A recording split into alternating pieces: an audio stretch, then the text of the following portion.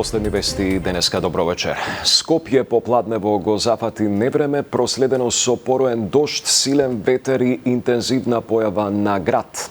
Од Центарот за управување со кризи информираа за сообраќајни пречки на неколку локации низ главниот град. Поплавен бил подвозникот кај стоковната куќа Мост и пријавени биле заглавени возила. Поплавени улици и подвозници имало и во населбата Бутел во Скопје, како и во населбата Чаир. Покрај Скопје и Велешко, Свети Николско, Штипско и Делчевско беа зафатени од нестабилност проследена со пороен дожд, грмежи, ветер и појава на град. Големо невреме попладнево го зафати и Дојран. За кратко време наврнал силен дожд проследен со град. Според жителите, повремено снемувало електрична енергија и паѓале и мобилните мрежи.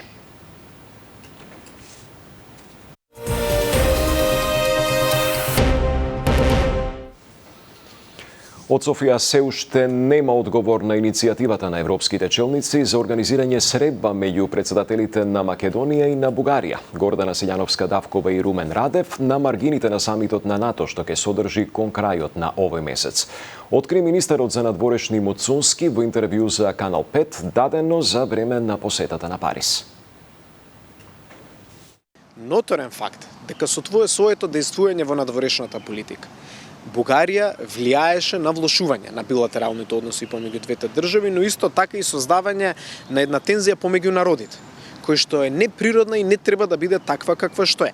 Бугарија треба да биде свесна прво за својата одговорност како земја членка на Европската унија, но исто така да има и развиена свест дека двете држави се партнери во НАТО алијансата и дека ваквото дејствување какво што го има во моментот за негативно влијание врз нашиот евроинтеграцијски процес не ги подобрува билатералните односи, но исто така има и лошо влијание врз геополитичката стабилност во нашиот регион и на европскиот континент.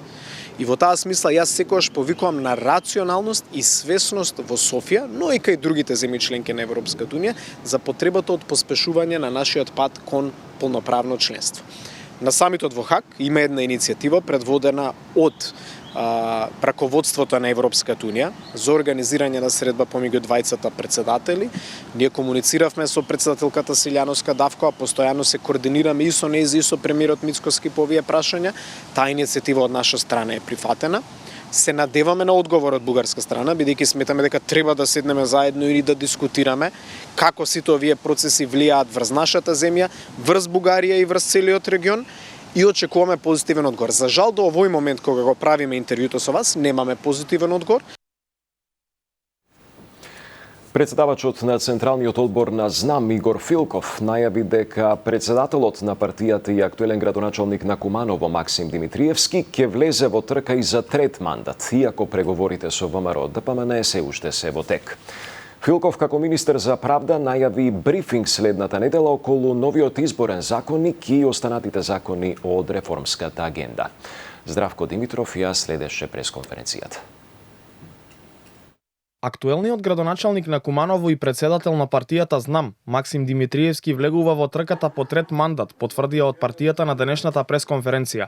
Министерот за правда Игор Филков, кој е воедно и председаваш на Централниот одбор на ЗНАМ, рече дека преговорите за поддршка на предстојните локални избори од ВМРО ДПМН во некои општини се во тек, а за сега може да се потврди дека ќе имаат свој кандидат во најмалку една од скопските општини. Во моментот преговорите се во тек, но на што можам да ви го потврдам и да ви го кажам за сигурност е дека ние ќе имаме кандидат во градот Куманово. Тоа е нашиот председател Максим Димитриевски.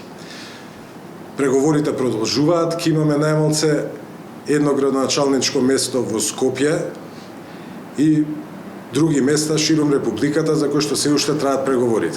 Запрашан за тоа дали ЗНАМ ќе поддржи промена на изборниот модел со една изборна единица, тој рече дека партијата е подготвена да оди на избори без разлика на тоа каков модел е предвиден. Филков каже и дека во текот на следната недела Министерството ќе организира брифинг за прашањето околу промената на изборниот законник, но и другите закони кои се дел од реформската агенда. Ние како ЗНАМ искрено сме спремни уште утре да има избори се едно со било каков модел. Во рамките на Министерството ќе биде организиран поголем брифинг следната недела, каде што ќе ви известиме за сите тековни активности, каде што ќе биде направен пресек со осврт на реформската агенда. Темата за една изборна единица на територијата на целата држава повторно се актуализираше откако премиерот Христијан Мицкоски изрази подготвеност пратениците на ВМРО ДПМН да поддржат ваква промена, доколку биде опфатена и диаспората.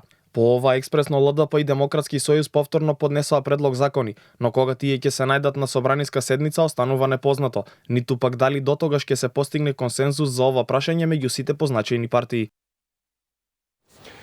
Предвремени парламентарни избори заедно со локалните побара лидерот на ДУИ Али Ахмети синоќа на централен настан во Чаир по повод 23 години од основањето на партијата. Политичките партии во Европскиот фронт се координираат, во комуникација сме со сите конструктивни политички сили во земјава и мислиме дека на локалните избори ќе бидеме силен фронт за да владееме успешно со општините.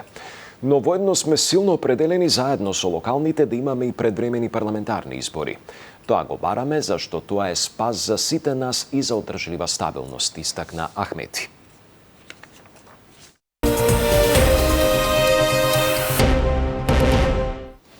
Здравствениот инспекторат не најде пропусти во медицинската документација за случајот со 3-годишното дете од Кавадарци, кое пред неколку дена почина на пат кон Скопје. Сепак од ДСЗИ велат дека ќе иницираат формирање стручна комисија, што ќе може да утврди дали има лекарска грешка, вели за Канал 5 директорот на ДСЗИ Кирил Лазов. Во меѓувреме родителите бараат од надлежните на докторката што го прегледувала детето во Кавадарци да и се одземе лиценцата за работа. Сања Трајковска-Ставров. Уредна е медицинската историја за случајот со 3-годишното дете Блаже од Кавадарци, кое пред неколку дена почина на пат до Скопската клиника, потврдуваат за Канал 5 од Државниот санитарен и здравствен инспекторат. По направените инспекции кај матичниот лекар во општата болница во Кавадарци и детската клиника во Скопје, во медицинската документација нема пропусти, вели доктор Кирил Лазов, директор на здравствениот инспекторат. Тој потенцира дека инспекторатот нема надлежност за да утврдува дали во случајот има лекарска грешка, но ќе побараат формирање на стручна комисија која ќе може да каже дали лекарите постапиле соодветно или детето требало веднаш да биде хоспитализирано. На 3.6. во 5 часот детето било донесено во ЈЗУ општа болница со проширена дејност Кавадарци од страна на неговите родители, прегледано од дежурен доктор, специјалист по детски болести, кој врз основа на прегледот и испитаните параметри проценил дека нема потреба од хоспитализација. Државниот санитарен и здравствен инспекторат, согласно член 296 од Законот за здравствена заштита, ќе поднесе иницијатива до Министерот за здравство за формирање на комисија. Родителите на малиот Блаже велат дека се скршени од болка и се уште не се свесни што им се случило. Иако не сакаат да говорат пред камера, во телефонски разговор за Канал 5 велат дека нема да се откажат од правдата и бараат на дежурната докторка во Кавадарци која првично го прегледала нивниот син да и се одземе лиценцата за работа. Кобната ноќ ја молевме докторката да ни пушти возило на брза помош за да си го спасиме нашето синче, а таа нервозно и вулгарно ни се обрати, ни викаше и не избрка од болницата. Таа тврдеше дека детето кое имаше кислородна сатурација 100 и пулс 54 е добро и дека не му е ништо и сакаше да си заминеме дома. Нашиот 3-годишен син ни почина во раце на пат од Кавадарци до Скопје и пред патарината душичката наша почина. Бараме од надлежните да и се одземе лиценцата за работа на докторката што не убедуваше дека нашето дете е добра, што не ни даде со итна помош веднаш да отидеме во Скопје.